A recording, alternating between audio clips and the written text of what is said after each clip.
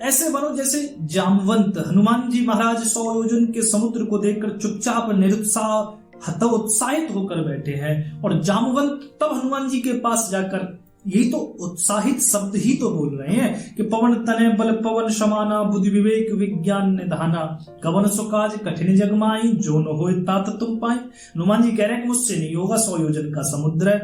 लेकिन जामवंत कह रहे हैं कौन सा कार्य जो तुम नहीं कर सकते, राम काज लग तब अवतारा, सुनते भयउ पर्वताकारा। और इन्हीं उत्साहित शब्दों ने हनुमान जी को बल स्मरण करा दिया।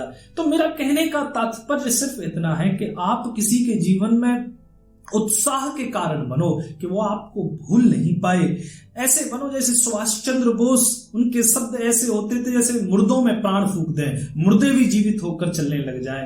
एक हारी हुई बंदी सेना के साथ उन्होंने सबसे बड़ी ताकतवर आजाद हिंद फौज का निर्माण कर दिया। जो निरुत्साहित हो चुके थे, हतोत्साहित हो चुके थे, जीवन का अंत समझ बैठे थे, ऐसे युद्ध बंदियों को जिन्होंने योद्धा बना दिया।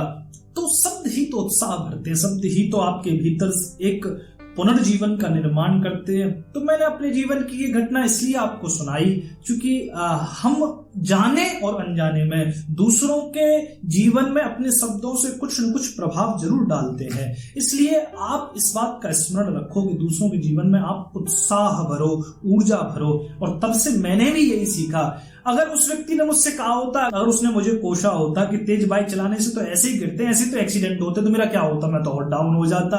लेकिन उसने ना तेज बाइक चलाने की बोली, ना मुझे कोई कमेंट किया, बल्कि उसने मुझ में उत्साह भर दिया।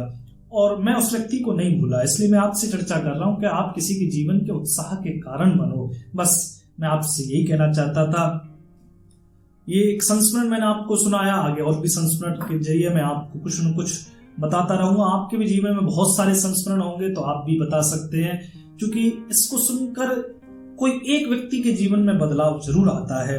और वो अगर व्यक्ति के भी जीवन में बदलाव आ जाए तो और क्या चाहिए हमें। इसीलिए तो हम ये वीडियोस बना रहे हैं, इसलिए तो हम ये कार्य कर रहे हैं। बहुत बहुत धन्यवाद आपका सुनने के लिए। राधे राधे।